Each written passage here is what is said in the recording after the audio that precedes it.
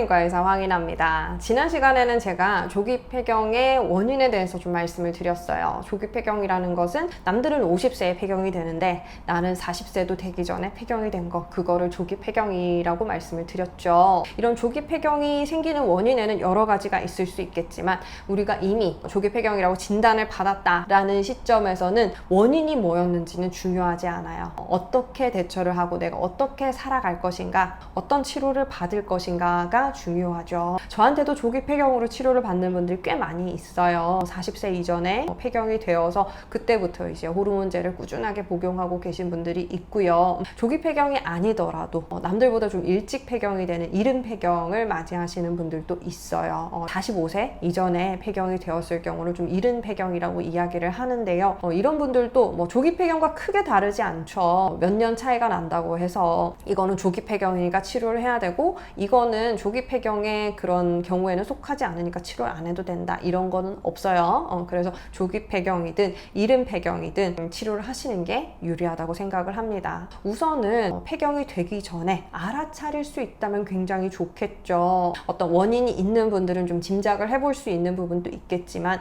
원인이 전혀 없이도 찾아올 수 있는 게 조기 폐경이다 보니까 나의 생리 주기를 늘 명확하게 체크를 해보실 필요가 있어요. 산부인과에 오시게 되면 저희가 항상 생리 주기에 대해서 여쭤보거든요. 마지막 생리는 언제였고, 생리 불순이 있다면 그 전 생리는 언제였고, 주기는 어떻고, 이런 것들에 대해서 여쭤보면요, 의외로 생리 날짜에 대해서 기록을 하지 않는 분들도 많이 계시거든요. 내가 생리할 때가 됐는데 안 하는 것 같다, 그래서 지난달에는 생리를 언제 하셨어요? 그러면 몰라요, 할 때가 됐는 것 같아요 하시는 분들도 있거든요. 이렇게 됐을 때는 이제 명확한 치료와 명확한 진단도 불가능할 뿐더러 치료를 어떻게 해야 되고 그런 거에 대한 힌트를 전혀 얻을 수가 없어요. 그렇기 때문에 그걸 잘 체크하실 필요는 있고요. 이게 조기 폐경에서 어떤 의미를 가지느냐 하면요, 폐경은 딱 끊기고 생리를 안 하게 되시는 분들도 있지만 대부분의 전조 증상이 있어요. 생리가 불규칙해지는 거, 이게 가장 대표적인 증상인데요. 생리가 원래는 규칙적으로 나는 28일 주기로 나왔어, 나는 30일 주기로 나왔어, 이러시던 분들이 생리가 이상해요. 40일이 넘었는데 안 해요. 50일이 넘었는데 안 해요. 이렇게 이제 딜레이가 되는 경우도 많이 있고요. 저는 생리를 한 달에 2번 해요. 2주 있다가 하고 3주 있다가 하고 이런 식으로 생리를 너무 자주 하게 됐어요. 이렇게 말씀하시는 분들도 있어요. 이런 분들의 이제 초음파를 보게 되면 자궁 내막과 난소 상태, 그러니까 배란을 위해 준비되는 상태가 좀 어그러져 있는 경우들을 보게 되는데요.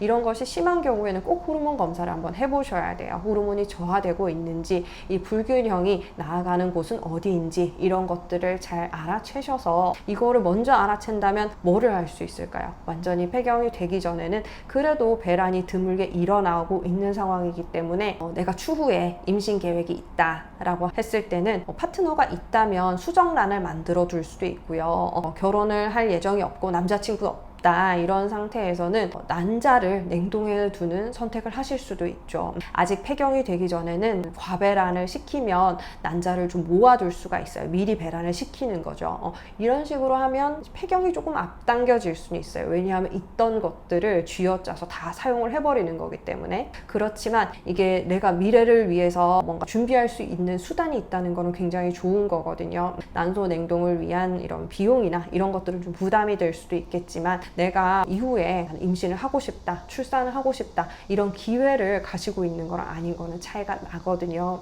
예전에는 난자를 냉동시켜도 이거를 다시 녹여서 사용할 수 있는 그런 퍼센티지가 별로 높지가 않았어요. 그래서 난자 냉동을 권유하지를 않았었고요. 그런데 요즘은 난자 냉동을 시켜도 잘 사용할 수 있게 되는 시스템이 갖춰져 있기 때문에 완전한 폐경이 되기 전에 좀 얼려두는 거 추천을 드리고요. 나는 이후에 가족 계획이 없다, 임신을 하고 싶은 생각도 없다 하시는 분들은 문제되지는 않죠. 그렇지만 이런 불규칙적인 출혈이 신경이 쓰이시고 불편감을 느끼신다라고 한다면 생리 주기를 조금 정상화하기 위해서 치료를 하실 필요는 있어요. 그리고 출산이 이미 끝나서 나는 애도 두셋 있고 더 이상 낳을 생각 없다 하시는 분들은 호르몬 치료만 잘 하시면 조기 폐경이 되더라도 크게 위험도가 상승하는 거 없이 잘 지내실 수 있거든요. 거기에 대해서 또 치료 방법을 말씀을 드릴게요. 우리가 조기 조기 폐경이 되었을 때는 치료를 일반적인 폐경 후 호르몬 치료보다는 조금 더 높은 용량을 쓰실 거를 권유를 드려요. 치료를 꼭 해야 되나요? 이거 그냥 이렇게 살면 안 되나요? 생리를 안 하니까 편한데 그냥 지내면 안 될까요? 라고 말씀하시는 분들이 있어요. 그렇지만 우리가 염두에 둬야 할 것은 사실 50대의 여성은 호르몬이 안 나오게 되어 있어요. 그러니까 호르몬이 안 나오는 걸로 인해서 불편하고 좀 짜증나고 각종 증상 때문에 조금 힘드실 수는 있어도 안 쓴다고 해서 위험도가 막 이렇게 엄청나게 상승하지는 않아요. 그렇지만 내가 30대다 라고 했을 때는 남들은 호르몬이 빵빵 나올 때란 말이에요.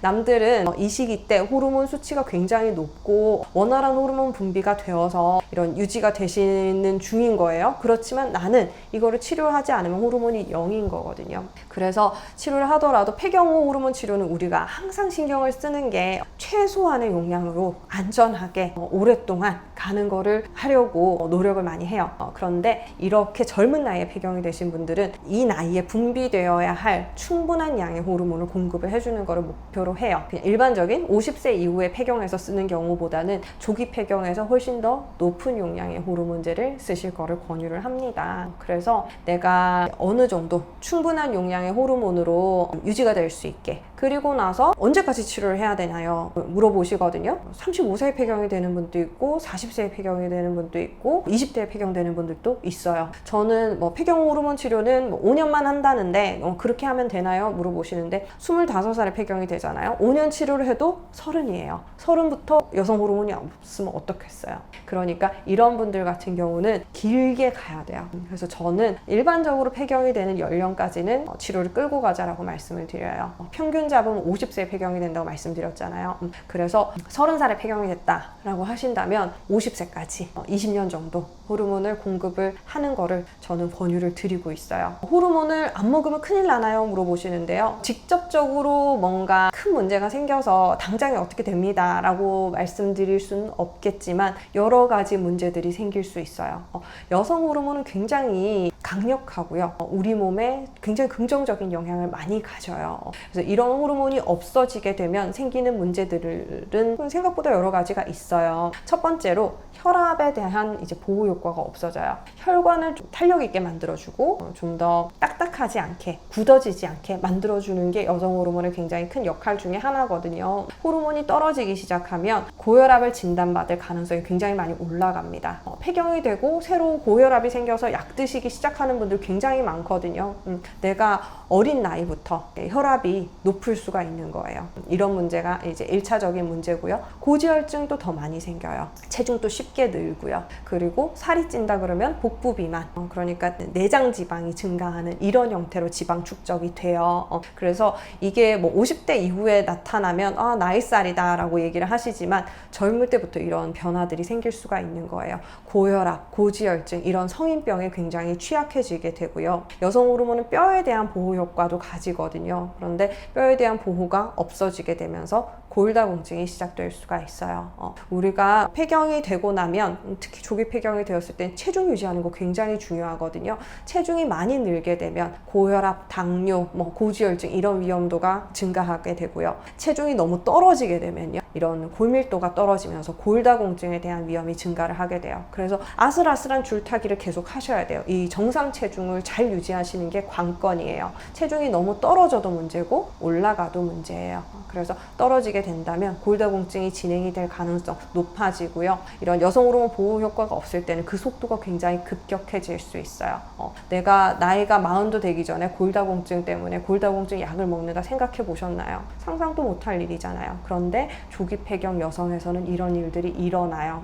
그러니까 이런 것들을 보호해주기 위해서 항상 신경을 쓰셔야 되고요. 그리고 심장병 이런 것들에 대한 위험도도 물론 올라가죠. 각종 성인병이 많이 생기니까. 그리고 또 문제 생길 수 있는 거는 성생활이에요. 이 나이 때 30대 이럴 때가 굉장히 성생활이 활발할 때잖아요. 나는 성욕이 높은 경우도 있고 낮은 경우도 있을 수 있어요. 그렇지만 파트너가 있잖아요. 남자친구, 남편이 있는데 폐경이 되고 나면 성욕이 떨어질 뿐만 아니라 질건조가 진행이 돼요. 질이 건조하고 관계할 때 아프고 이런 통증 때문에 오르가즘도 느낄 수가 없고요. 불편하고요. 자꾸 관계를 거부를 하게 돼요. 그러면 부부 생활이 원만하게 유지되기가 굉장히 힘들어져요. 나는 고통스러운데 파트너는 계속해서 이제 성욕이 활발하니까 젊은 분일수록 그렇겠죠. 계속 요구를 하고 그런 요구를 받는 상황에 대해서 지치고 힘들고 이러면서 자꾸 갈등이 생기는 거예요. 이것도 젊은 분들이 폐경됐을 때 겪는 굉장히 큰 문제 중에 하나예요. 그리고 인지 기능 감소도 좀 있을 수 있어요. 나이 들어서 왜 우리가 단어가 생각이 나지 않고 뭐 해야지 하고 돌아서면 잊어버리고 이런 건망증 같은 것들 있죠. 나이 들면서 이제 생기는 것도 있겠지만 폐경되면서 이런 것들이 좀 심해지시는 분들 꽤 많이 계시거든요. 이런 것들이 또 젊은 나이부터 시작이 될 수 있는 거예요.